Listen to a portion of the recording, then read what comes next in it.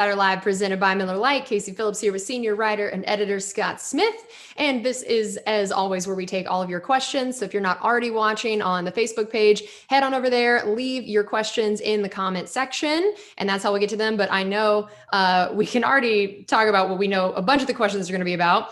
There's definitely been some news over the last 24 hours or so. So let's go ahead and start with Chris Godwin.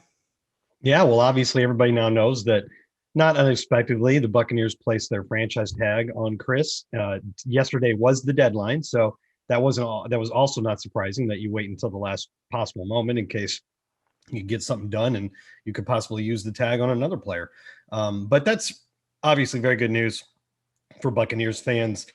It is a non-exclusive franchise tag, which means Chris is actually technically capable of negotiating with other teams, but in practical terms, it usually doesn't matter much because very rarely does a player who's not a quarterback actually negotiate with other teams under the franchise tag, because the other team, first of all, the Bucs could match the contract, and second, if the Bucs didn't match the contract, they would get 2 first-round picks from that team, and that's generally a prohibitive price to pay 2 first-round picks and a really big new contract to a player. So what it means most likely is that Chris Godwin is definitely back in 2021, and the Buccaneers will continue to have one of the best starting tandems of receivers in the league with him and Mike Evans. And also, hopefully, what it does is extends the negotiating window so that there's more time for the Buccaneers to be the only team that can really negotiate with Chris and get a long-term deal done. That happens sometimes. That happens about 50% of the time, at least in recent years, with guys that get the franchise tag.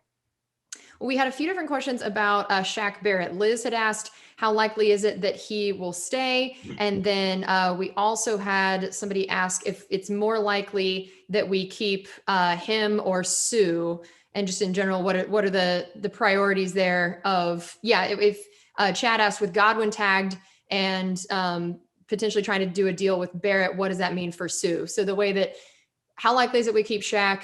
How does that maybe affect some of the other guys that we might be trying to keep, and all those dominoes that could fall? Well, what I would say to that basic question in general is just look at last year. I mean, would we have thought going into last year that the Buccaneers would succeed in their goals of getting Tom Brady and also re-signing Jason Pierre-Paul, Shaq Barrett, and Ndamukong Suh, using the tag, of course, on Barrett, but that's still a pretty hefty price tag. After watching that happen and then all the other moves that the Bucs made along the way, I think it would be unwise to bet against them being able to get all of it done. Honestly, that's obviously what the Bucs want to do. They've made it very clear. Bruce Arians made it very clear at the boat parade.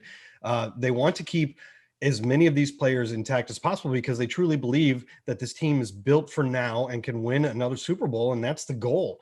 And I think they'll go all in as much as possible to make that happen. And again, the Buccaneers cap space going into this offseason isn't as much as it was last year, but there are ways to make this work. And one thing I'd like to point people towards is a comment made by Jason Light a couple weeks ago when him and Coach Arians had a media availability, and they were asked about the way the Buccaneers have structured most of their contracts over the last decade or so. And if you don't know, what they've mostly done is sort of pay as you go type of contracts with little or no signing bonuses and basically the same salary every year. And what that does is it helps keep you out of cap problems, because if you have to cut a guy, you don't have the acceleration of those salary cap hits. You know what I'm saying? Right. So, but what Jason did say was that you do that kind of thing so that when you get to a spot where you can go for it, you can go for it. So I can see the Bucs actually doing those kind of contracts, which are maybe a little backloaded or spread out so that the cap hit isn't so terrible in 2021. Yeah, that makes complete sense. And I know another free agent, Justin, had asked us, what is your feeling on AB, and if the contract discussions are happening, and maybe does knowing that we have Chris Godwin back affect anything about AB? Well, yeah, I mean, maybe if you knew you were losing Chris Godwin, maybe you'd make more of an effort to bring Antonio Brown back. But I'm just going to go back to the same answer. I think they want all these guys back if they can get them, and I think they will try. I don't honestly know, because Jason Light makes a point of not negotiating in the media. So that's not something that's going to be out there. So I don't know what the negotiations between them might be, but I do believe they will try. Yeah, and when you talked about the desire the team has to bring everybody back, right before this, Carmen Vitale, our staff writer, she and I do an Instagram live on Wednesdays at 9:30 from the Buccaneers Instagram account, and we take questions from fans, and it was funny that on the Instagram live, you can see the comments that are just kind of scrolling on the screen while you're doing it, and all of a sudden it said Mike Evans is watching, and then it said Mike Evans, and it said, will we be able to keep everybody? And I just love that it is so evident this team believes in being able to go for two, as Coach Arian said at the parade, and they want everybody back. It's a team that values everyone in there. So I know that from the players all the way up to, coaches, to Jason Light and his staff, that they are definitely doing everything possible to keep everybody. So I thought that was pretty great. We also had very tight-knit team for sure. Oh yeah, absolutely. We also had somebody asking, what does voidable years mean? It's a trick. Yeah, so this is definitely the time of year that there are all sorts of terms and phrases that we don't tend to talk about other than in March, which I think is always sort of interesting. So explain a little bit about that. And I know you can explain a little bit about even maybe why someone would be asking that. Yeah, it's a trick, really. It's something the Saints, has, for example, have done a lot. It's a way of spreading out the cap hit of contracts. So I would imagine the reason that this topic is coming up is because there are reports. And of course, the Buccaneers have not announced anything, so we're not saying this is the case. But there have definitely been outside reports that the Bucs and Levante David have agreed to a deal. And if you look at the reports of the structure of his contract, it says it's a 2-year deal, but there's voidable years on it. And what that does, if you give a guy a signing bonus, let's just randomly say you give a guy a $20 million signing bonus. If that's a 2-year contract, then that's going to be spread out cap hit of 10 million year one and 10 million year two. If it's a 4-year contract, then it's spread out 5 million each year. And so your cap hit this year is 5 million less. But those voidable years are automatically voidable. So it's definitely going to be just a 2-year contract. At the end of the 2 years, those 2 years void. And then that cap hit of the 5 million from years 3 and 4 accelerate to that point. Of course, between now and then you can renegotiate and restructure, or you can just take the cap hit when it happens. But it's a way of spreading out the cap hit. It's really kind of funny that it's an allowable thing to do. But if it's out there and you can do it, it doesn't bother me that the Buccaneers might. Yeah, and it's going to be great once all the dust settles of free agency and the draft. I definitely want to. I think I'm going to do some sit down interviews with Jackie Davidson and Mike Greenberg, that they're the people behind the scenes doing all the work on the contracts. And I think that is one of the most underappreciated jobs within the Bucs organization. That it's not just as clear cut as it always you think it is. If they just sit down like, we'll pay you this, okay, sign here. Like there's so much more to it, and the ways that they do get creative and try to find new ways to get everybody signed, which I think is great. Daniel had asked, do you think OJ may be used in a trade to free up some cap space? And he mentioned especially being traded as part of the draft, potentially to get some more picks. So what do you think about that idea? Man, I don't know why it's been such a big move among everybody for the last 2 years to try to trade OJ Howard. Why have we been trying to trade OJ Howard in these discussions for like 2 years? He's a very good player. I know he's had some injury issues. I think that's been a little bit fluky personally. But also think about the fact that at the moment, Rob Gronkowski is not under contract yet.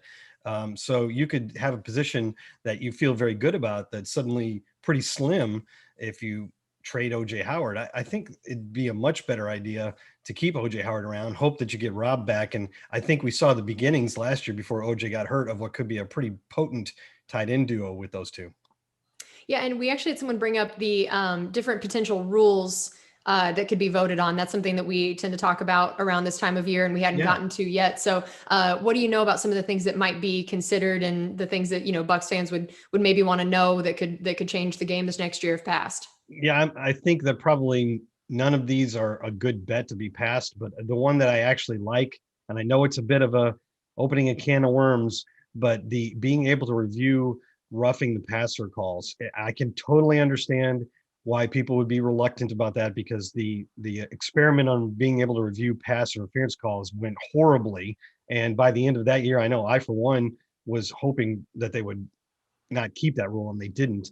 But to me, the roughing the passer calls are one of the most frustrating things that happens as a fan when you're watching the game, because you see a call and it sometimes erases, just gigantic plays, or race an interception or something like that. And honestly, it's happened in the Bucs' favor and against the Bucs in the last couple of years. So it's not a homer type of thing. It's just you see the replay and you're like, there's no way that's roughing the passer. What was the defender supposed to do? And to me, it's almost the most frustrating part of watching an NFL game right now. So if there was a way to correct that, I'd be all for it personally. I don't like the concept of going back to the old sudden death rules in overtime. The one from, I don't know if you saw the one promoted by the Ravens about one team gets to choose where the drive starts and the other team gets to choose whether to play offense or defense. That's pretty darn interesting. I have a hard time believing that'll actually pass because it seems an awfully radical step for the NFL to make, but it would be a pretty interesting way to decide it. Yeah, I thought that one sounded really interesting, and especially that I heard, I think it might have been Mike Florio and Dan Patrick discussing this, and that Florio brought up the idea that this would be a whole huge thing for analytics departments to Yeah. figure out, and that he said he'd heard it was going to be like the 13-yard Right. line is like the over under almost on like Right. what you would. I just think that would be really fascinating from a strategy standpoint, strengths and weaknesses of your team, what you believe. Like I just think it would be really interesting. I don't know if they're going to want it or not, but as a fan, I was like, I would be intrigued by that. If you took the ball at the 15, here's another thing. If the team set at the 15 and you took it, therefore you're on offense, are you playing 4-down football right there? Like, if you get to 4th and 3 at the 23 or 22, are you punting? Because if you punt from the 22, they're probably getting the ball at their 40 or 45. They're just like a first down or two away from kicking the winning field goal. So that's another thing. Are you playing 4-down football? Because if you go for 4th down there and don't make it, you're basically giving away the game. So it would definitely add a lot of strategy, but I saw the same thing about the 13-yard line being sort of where they expected the over-under to be. Yeah, that's such an interesting idea. I love that. Well, we also had Joe said it's his birthday and wanted a shout out. So happy birthday, Joe. All right. And then my birthday 4 days ago. I know, and yeah, and mine coming up on Friday. This is all the March people. We're just this is our happy birthday week for everybody. All right. Well, our last one here. Richard had asked, who is a draft prospect you love, and then maybe a player you think the Bucs have a shot at drafting. So those could be the same answer or two different answers. I really like the two linebackers that I think are at the top of the board. I think they're the type of players that a lot of teams are going to be after, and that I'm not saying they're Devin White or they'd probably go in the top 5, but they can cover, they can rush, they can play all over the field. That's Micah Parsons and Jeremiah Owuka-Koramoah. I like both those guys. I think they'll be coveted players in the middle of the draft after an early run on quarterbacks. I do, in my mock draft so far, I've given the Buccaneers defensive linemen, most recently Washington's Levi Onwuzurike.